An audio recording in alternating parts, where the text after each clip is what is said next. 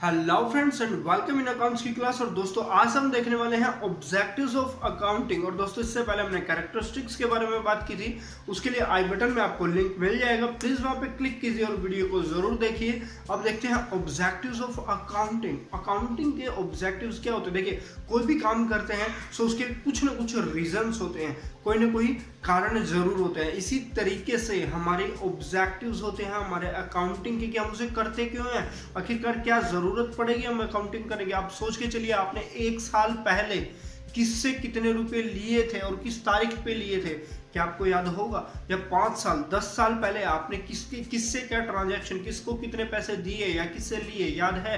कई बार तो हमें कुछ दिन पहले का याद नहीं होता। सो इवन कई बार तो जनरली ऐसा होता है कि हमें कुछ दिन पहले के भी याद नहीं होता कि किसको कितना पैसा लिया या दिया। सो इन सब चीज़ों को, इन सब ट्रांजैक्शंस को हमें क्या करना होगा? कहीं ना कहीं या तो हम राइट डाउन करके रखें, तभी ही हम पहचान पाएंगे ना कि उस तारीख को हमने उस पर्सन को इतने पैसे दिए थे या उससे इतने लिए थे। दैट मीन्स इसको किसी न किसी जगह पे हमें राइट डाउन करना होगा। और ये इसी के ही कुछ ऑब्जेक्टिव्स है, यही रीजंस की वजह से हमें ऑब्जेक्टिव्स देखने को मिलते हैं। दैट मीन्स क्या होगा? सबसे पहले क्या ऑब्जेक्टिव होगा हमारा? सिस्टेमैटिक रिकॉर्ड हमें बनाना होगा किनका? हमारी बिजनेस ट्रांजैक्शंस का। जो हमारी बिजनेस ट्रांजैक्शंस होने वाली है उन सब ट्रांजैक्शंस का हमें क्या करना होगा? एक सिस्टेमैटिक रिकॉर्ड बनाना होगा, और वो रिकॉर्ड ही हमारी फर्दर हेल्प करने वाला है इन फ्यूचर। सो सबसे पहला ऑब्जेक्टिव हमारा होगा to keep systematic record of business transactions. इसका मतलब हमारे बिजनेस ट्रांजैक्शंस का एक सिस्टेमैटिक रिकॉर्ड बनाने के लिए। और सेकंड वन इज व्हाट? यह हो गया हमारा फर्स्ट। सेकंड की अगर हम बात करते हैं तो to calculate profit and loss. आप खुद ही सोचिए, आपने कोई दुकान करी है, आपने कोई बिजनेस किया है, कोई काम किया है, आप साल के आखिर में जानना तो चाहेंगे ना कि आखिर क्या हमने पूरा साल काम करने के बाद कुछ कमाया या नहीं कमाया, हमने कोई प्रॉफिट किया या नहीं किया। आप दुकान खोल के बैठे हैं, साल अब ऐसे धक्का पेल चला हुआ, आपको पता ही नहीं हम कमा रहे हैं या घर से लगा रहे हैं, क्या कर रहे हैं क्या नहीं, तो क्या वो आप फर्दर सस्टेन कर पाएंगे? नेवर। इसलिए क्या होगा, हम किस लिए करेंगे अकाउंटिंग? ताकि हमें साल के आखिर में पता चले कि क्या हमने प्रॉफिट कमाया है और क्या हमने लॉस किया है। और लॉस किया है तो कितना किया है, क्या उसके पीछे कारण है, क्या हमारी सेल्स अच्छी थी और हमारे एक्सपेंस ज्यादा होने की वजह से लॉस हो गया, या फिर ऐसा है कि हमारे एक्सपेंसेस भी कम है लेकिन सेल बिल्कुल भी नहीं है, तो भी हमारा लॉस हो सकता है। क्या रीजन है हमारे लॉस का, क्या रीजन है हमारे प्रॉफिट के, और ज्यादा प्रॉफिट कैसे बनाना है, ये सब चीजों को जो है मैनेज करने के लिए क्या करना होगा? हमने सबसे पहले उसको रिकॉर्ड करके देखना होगा ना।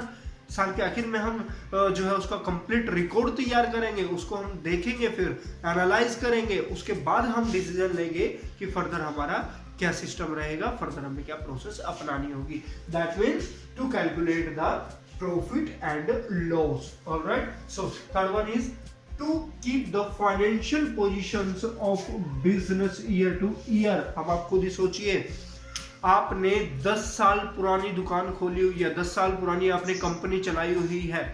अब आपको पता ही नहीं है कि आप साल दर साल ऊपर उठते जा रहे हैं या नीचे जाते जा रहे हैं, क्योंकि जरूरी थोड़ी है हर साल बिजनेस ऊपर जाएगा। आज जो प्रॉफिट ज्यादा है, नेक्स्ट ईयर हो सकता है लॉस हो जाए। तो क्या होगा हमारे, अगर हमारे पास हर साल का बिजनेस रिकॉर्ड होगा फाइनेंशियल ट्रांजैक्शंस का, तो हम हर साल देख पाएंगे ना भाई पिछले साल हमने इतना कमाया था, पिछले साल हमने 5 लाख रुपया हमने 500 के रुपीज हमने प्रॉफिट किया। जो है नेक्स्ट ईयर हमने 1000 के प्रॉफिट किया। दैट मीन्स पिछले साल हमने 5 लाख कमाया और उससे अगले साल हमने 10 लाख कमाया। इसका मतलब हम देख पाएंगे ना कि हमने पिछले साल के हिसाब से एक्चुअल में 5 लाख ज्यादा कमा लिया। और अगर नेक्स्ट ईयर होता है कि हमारा 200 के चला जाए, प्रॉफिट हमारा 200 के रह गया, तो अब क्या होगा? हम देख पाएंगे कि जी अगर हम पिछले साल के हिसाब से देखें तो हमने 8 लाख रुपए का लॉस कर दिया 800 के का। और अगर हम फर्स्ट ईयर जिसमें कि हमने दैट मीन्स हमारे जो है करंट के सेकंड ईयर से अगर हम काउंट करने लगे, लास्ट सेकंड ईयर से, सो क्या होगा? वो हमने कितने का लॉस किया है इसके हिसाब को देखते हुए 3,00,000 का। इससे क्या होगा, हम हर साल जब मर्जी जिस साल के साथ में रिकॉर्ड को एनालाइज कर पाएंगे, हम पता कर पाएंगे पीछे हमारा क्या हुआ था, इस साल हमारा क्या हुआ है, और हर साल का हमारे पास एक रिकॉर्ड होगा। यही तो कहना है, to keep the financial position, कि हम ऊपर है, नीचे है, प्रॉफिट में है, लॉस में है, of business year to year. हर साल हमें पता चलता रहेगा कि हमारा इस साल क्या हुआ और नेक्स्ट ईयर क्या हुआ, लास्ट ईयर क्या हुआ, राइट। सो उसके बाद थर्ड के बाद फोर्थ ऑब्जेक्टिव हमारा क्या होगा, to prevent and detect errors and frauds. Example के तौर पे आपने किसी से माल खरीद लिया, उसकी इंटेंशन आपके साथ फ्रॉड करने की है, उसने सोचा कि इनके साथ फ्रॉड किया जाए, और उसने आपको माल दिया 5 लाख रुपए का, उसने अपनी बुक्स में लिख दिया 7 लाख रुपए। कर सकता है कोई भी, किसी के भी मन में बेईमानी हो सकती है। आपको तो एक्चुअल में 5 लाख का माल मिला है ना।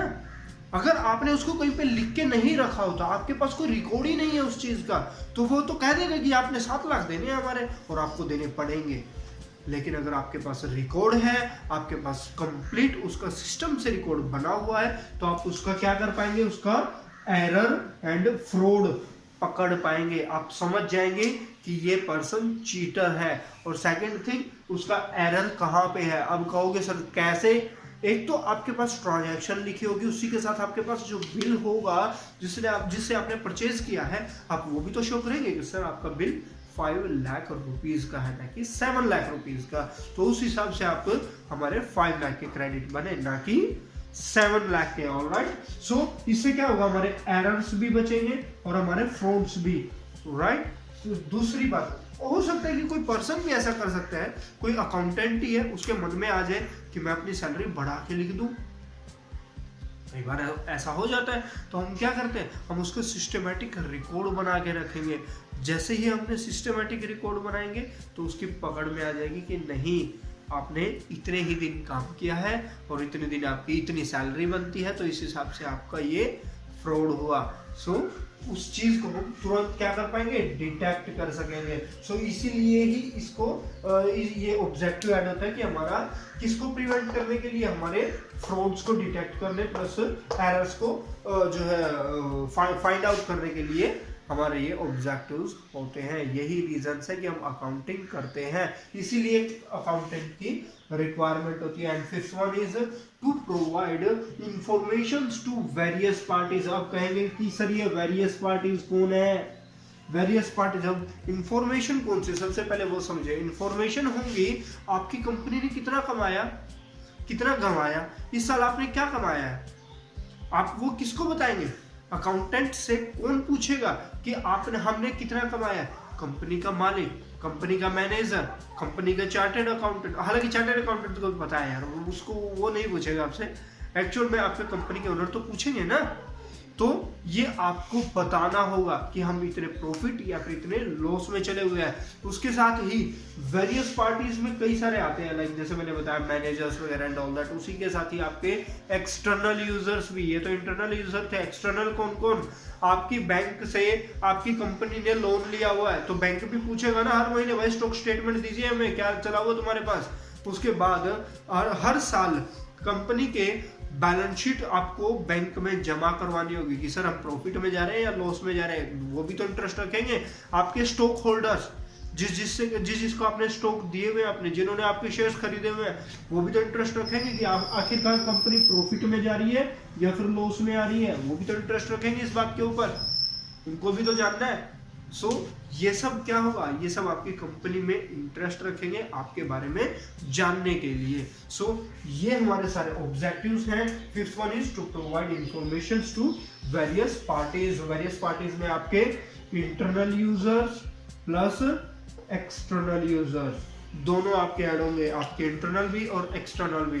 Alright, so that's all for today and thank you so much. और इसी तरीके से ही नॉलेजेबल अकाउंटिंग वीडियोस को देखने के लिए प्लीज चैनल को सब्सक्राइब करते हुए बेल आइकन को जरूर दबा दें। Thank you so much, bye bye.